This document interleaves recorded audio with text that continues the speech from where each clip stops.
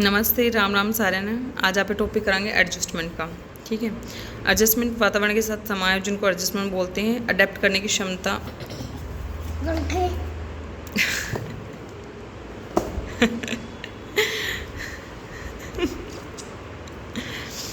अपने वातावरण में ढलने की क्षमता बिना मानसिक द्वंद्व के, उसी को एडजस्टमेंट बोलते हैं। ठीक है। कुछ समायोजन किसको बोलते हैं? जिसमें मानसिक द्वंद्व रहता है ना। देखो, रहते तो सभी हैं, लेकिन एडजस्टमेंट का मतलब है बिना किसी कन्फ्लिक्ट के। कुसमायोजन में कन्फ्लिक्ट होता है। कुसमायोजन में क्या करता है इंसान? प्लानवाद, जैसे इधर उधर घूमना, गुस्सा, झगड़ा, अग्रेशन, ये सारे उसके गुण होते हैं। ठीक है। स्मिथ ने डेफिनेशन दी है अच्छा समायोजन। हाँ, अच्छा समायोजन वह है जो यथार्थ पर आधारित हो तथा जो रियलिटी पर आधारित है और संतोष देने वाला, यानी सेटिस्फैक्शन देने वाला होता है। सेटिस्फैक्शन देने वाला। ठीक है। समायोजन क्या है? डायनामिक है, गतिशील है। Education, importance of adjustment. टकराव से बचेंगे। एजुकेशन क्यों इंपॉर्टेंट है? टकराव से बचें, तरक्की की ओर ले जाएगा। ऊर्जा का सही उपयोग होगा। अगर हमें इसके बारे में नॉलेज होगी, एजुकेशन होगी, तो इसमें एजुकेशन में इसकी इंपॉर्टेंस यही तो एडजस्टमेंट में क्या करेंगे? टकराव से कन्फ्लिक्ट नहीं होगा इतना ज़्यादा। तरक्की की ओर जाएंगे, ऊर्जा का सही उपयोग करना सीख जाएंगे। समायोजन में कमी हुई तो नकारात्मकता पैदा हो जाती है। कन्फ्लिक्ट के बारे में इन्होंने भी बात की थी। ईट, ईगो, सुपर ईगो के बारे में फ्रायड ने। और ईगो क्या है? कन्फ्लिक्ट को रिजॉल्व करता है ईड और सुपर ईगो के बीच में। ठीक है। कुसमायोजित व्यक्ति की कुछ लक्षण इन्होंने बता रखे। छोटी सी समस्या आने पर घबरा जाना, एबनॉर्मल बिहेवियर करना, एग्रेशन, चिड़चिड़ापन, ये सारी चीज़ें, फ्रस्ट्रेशन। ठीक है।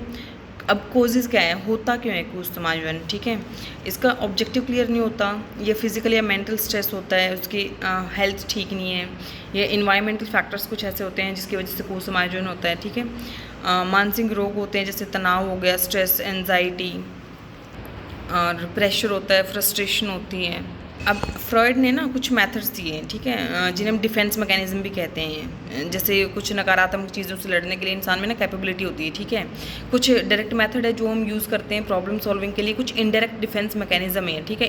जो इनडायरेक्ट है ना, इनको हम डिफेंस मैकेनिज्म बोलते हैं, और जो डायरेक्ट है उसको हम प्रॉब्लम सॉल्विंग के डायरेक्ट मेथड बोलते हैं। अब डायरेक्ट मेथड में क्या क्या आता है? डायरेक्ट मेथड में प्रॉब्लम सॉल्विंग वेजेस के रास्ते अपनी समस्या को भी बदल लेना। ठीक है। रिप्लेसमेंट, बदलाव करना, अपने आइडियाज़ चेंज करके देखना, सॉल्यूशन चेंज करके देखना। ठीक है। आइसोलेट हो जाना, प्रॉब्लम से दूर ही रहना, कि प्रॉब्लम के पास नहीं जाना, बिल्कुल रिजेक्ट कर देना प्रॉब्लम को। ठीक है। या फिर पूरी प्लानिंग के साथ किसी प्रॉब्लम को सॉल्व करना। प्लानिंग के साथ हम रिमूव ऑब्स्टेकल्स, जो भी रुकावटें हैं उनको भी अलग कर सकते हैं। ठीक है।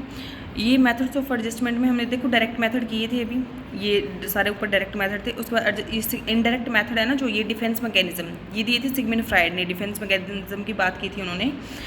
ये डिफेंस मैकेनिज्म जिनको बोलते हैं रक्षा युक्तियाँ, ये 1896 में दी थी सिगमंड फ्रायड ने। सबसे पहले इसमें आते हैं रेशनलाइजेशन। रेशनलाइजेशन क्या होता है? रीज़न देते हैं, किसी कार्य को पूरा ना करने पर रीज़न दे देना। ठीक है। जैसे नाच ना जाने आंगन टेढ़ा वाला जो है, इसमें भी प्रॉपर है।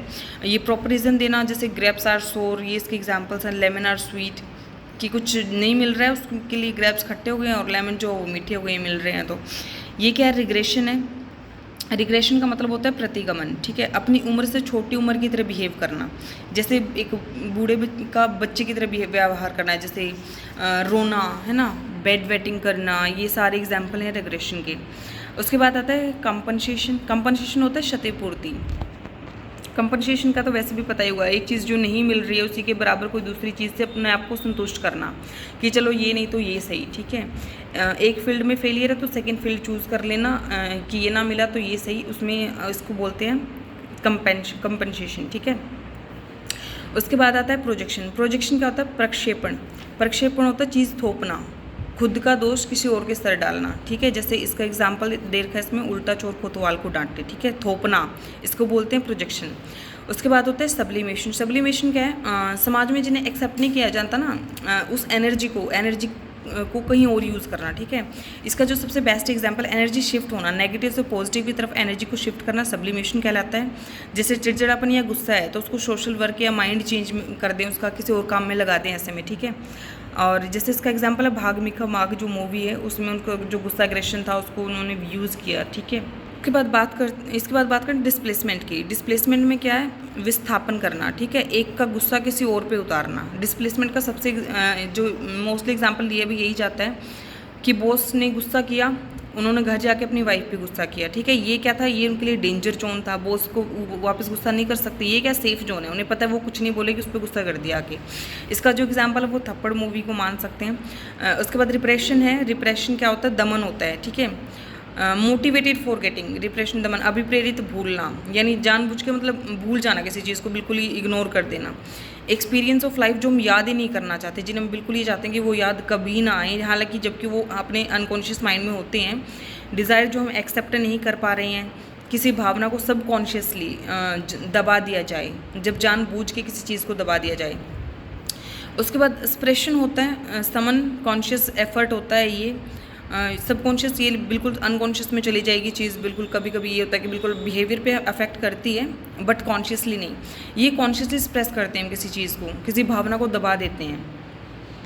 फिर इसके बाद डिनाइल है। डिनाइल यानी इनकार करना, एक्सेप्ट ही ना करना किसी चीज़ को, रियलिटी को एक्सेप्ट ना करना कि नहीं ये नहीं हो सकता। जैसे कई बार किसी ऐसे कि इंसान की डेथ हो जाना, तो उसकी फैमिली जो उसको एक्सेप्ट नहीं कर पाती है, नहीं करती है, कि वो कहती नहीं ऐसा नहीं हो सकता है ना। आपने मूवीज़ वगैरह में भी देखी होंगी सारी चीज़ें।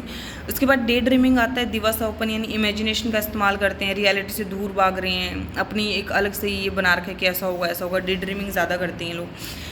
एक्शन एंड रियलिटी डिफरेंट होती है इमेजिनेशन से, जबकि रियलिटी में कुछ और होता है, इमेजिनेशन में कुछ और होता है।